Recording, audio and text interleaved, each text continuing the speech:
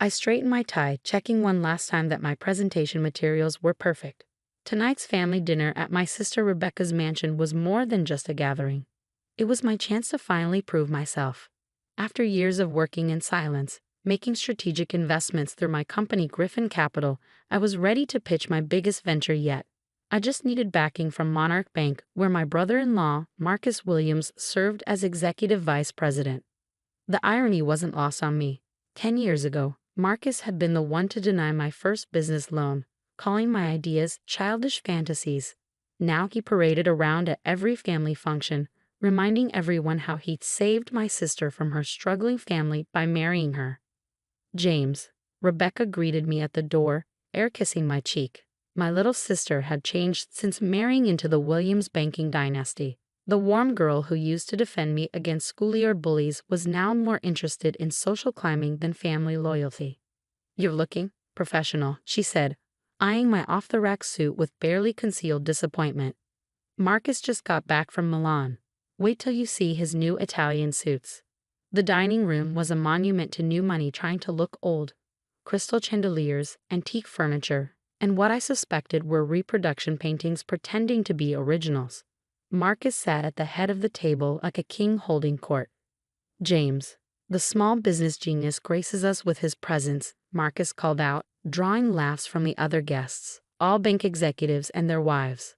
"Still running that little investment firm of yours? What was it called?" "Pigeon Capital." "Griffin Capital," I corrected quietly, setting up my laptop. "And actually, that's what I wanted to discuss. I have a proposal." "Oh God, not another one of your proposals," Marcus groaned dramatically. "Remember his last idea, honey? What was it? Affordable housing developments, as if anyone wants to invest in that." Rebecca giggled nervously. "James, maybe this isn't the right time. The proposal is solid," I pressed on. "A $2 billion development project. Sustainable housing, commercial spaces, community facilities. All we need is financing from Monarch Bank." Marcus nearly choked on his wine. $2 billion? Have you lost your mind?" He started laughing, and others joined in. "You can barely afford that suit, and you want to play with billions." "The numbers work," I insisted, pulling up my presentation. "If you just look." "Enough." Marcus slammed his hand on the table. "You want to know why you'll never succeed? Because you don't understand how this world works. Real business isn't about helping people or building communities. It's about power. And you, dear brother-in-law, have none." He stood up, straightening his Italian suit. "Tomorrow morning, I'm presenting to Monarch Bank's board about our latest acquisition. Real business, big business, something you'll never understand. So stick to your small dreams, James. It's all you're good for." As forced laughter filled the room, my phone buzzed. A message from my lawyer. "Documents confirmed. Transfer complete. You now own 51% of Monarch Bank's shares. Board meeting scheduled for 9 a.m. tomorrow. Ready to meet your new employees?" I looked up at Marcus, still laughing at his own joke, and allowed myself a small smile. Tomorrow would be interesting indeed. I arrived at Monarch Bank's headquarters at 8:45 a.m., wearing the same off-the-rack suit from last night. The security guard did a double take when I walked in. He was used to turning me away from Marcus's floor. "Mr. Griffin." My lawyer, Sarah Chen, waited by the elevators. "Everything's in place. The board members have arrived early, eager to hear about Marcus's big announcement." She smiled. "They don't know there's been a slight change in the agenda. The last decade had been a careful chess game.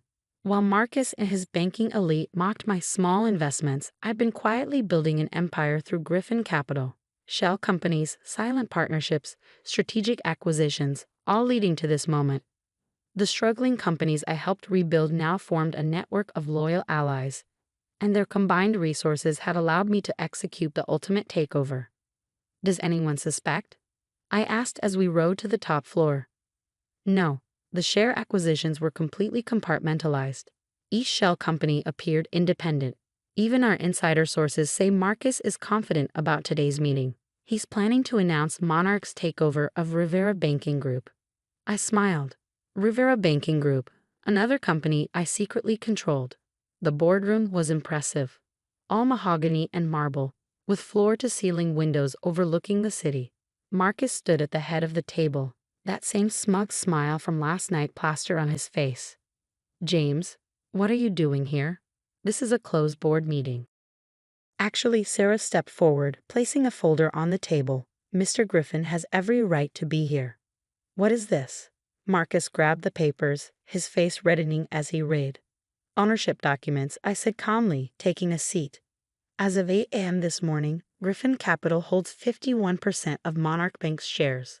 The room erupted in chaos. Board members grabbed copies of the documents, whispering frantically. Marcus's face had gone from red to white.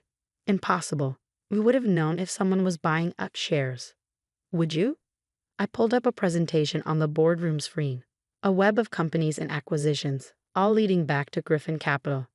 You were too busy looking down on small businesses to notice them uniting under one banner. My banner. This is a trick, Marcus sputtered. The Williams family has controlled this bank for generations. Until you started making risky investments and alienating smaller clients, I countered.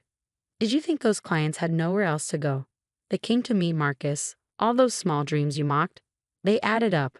The board members were nodding now, seeing the full picture. Marcus had been bleeding the bank with his aggressive expansion plans, while I'd been building a sustainable network of loyal customers and solid investments. You can't do this, he whispered. Rebecca. She's your sister. Yes, she is. And maybe now she'll remember what that means. I stood up, straightening my off-the-rack suit. By the way, your Rivera Banking Group takeover announcement? That won't be necessary. They already answer to me. The boardroom doors opened and Rebecca burst in, her face streaked with tears. Marcus, what's happening? Why is our account frozen? About that, I turned to my sister. We need to discuss some irregularities in Marcus's personal trading accounts. Significant irregularities. Marcus collapsed into his chair, his Italian suit suddenly looking like the costume it always was. All those years, he breathed. You were playing us. No, Marcus. I was just doing business, real business, something you never understood. The next few weeks were a whirlwind of audits, meetings, and revelations. What started as a takeover quickly turned into a scandal as our forensic accountants uncovered years of Marcus's financial misconduct. Unauthorized trades, inflated assets, and personal expenses disguised as business costs. The prestigious Williams banking dynasty was built on a foundation of sand.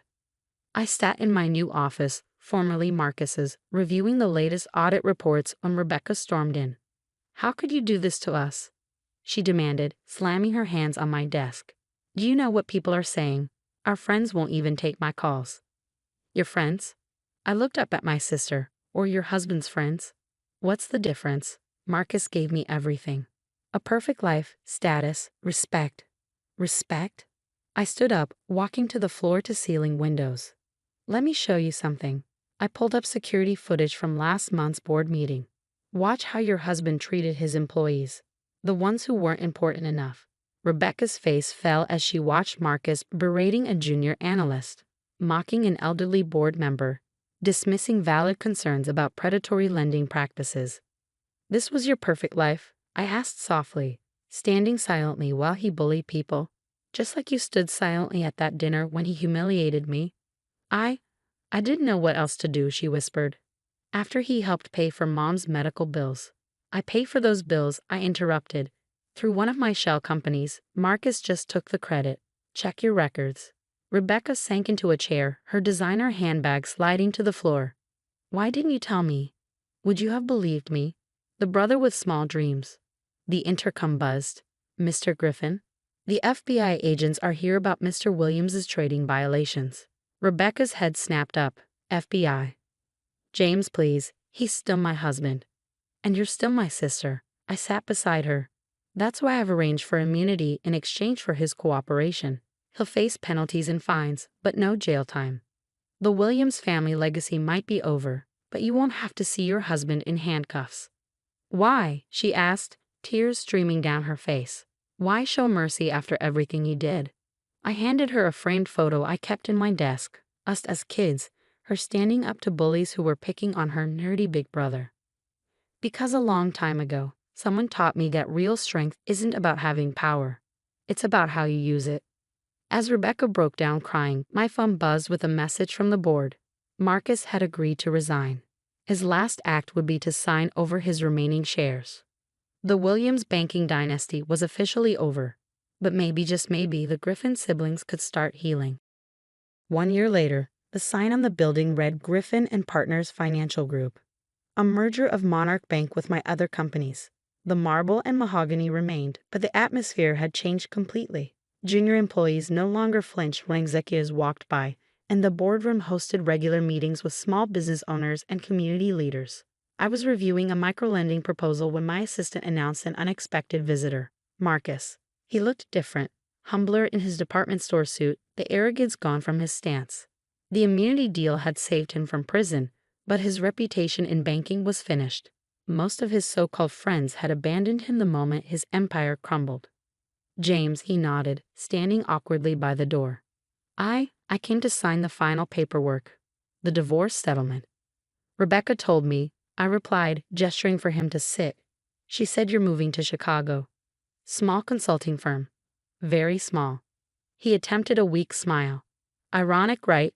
All those dreams I mocked. Turns out they weren't so small after all. No, they weren't. He placed a folder on my desk, the last of his Monarch Bank shares being transferred as part of the divorce settlement. You know what the worst part is? He said quietly, not losing the money or the status. It's realizing that I had a chance to be part of something meaningful. Your vision for ethical banking, community development. I could have been your ally instead of your enemy. Yes, you could have. Rebecca's happier now, he admitted. I see it when we meet with the lawyers. She's found her voice again. Started that children's charity she always talked about. The one you said was a waste of time. He winced. I deserve that. And a lot more. He stood up, straightening his modest tie. For what it's worth, I'm sorry. Not just for the dinner or the loans, but for everything. You were the better man, James. You always were.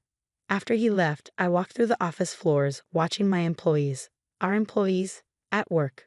The analyst Marcus had berated was now heading our community outreach program. The elderly board members' concerns about ethical banking had become our core philosophy. Rebecca's charity occupied the entire 10th floor, providing support for underprivileged children. My sister had found her purpose again, separate from designer labels and social climbing. Sometimes during lunch, we'd sit in my office and laugh about old times, slowly rebuilding the bond we'd lost. That evening, as I prepared for a board meeting, my assistant brought in a loan application. Small bakery downtown.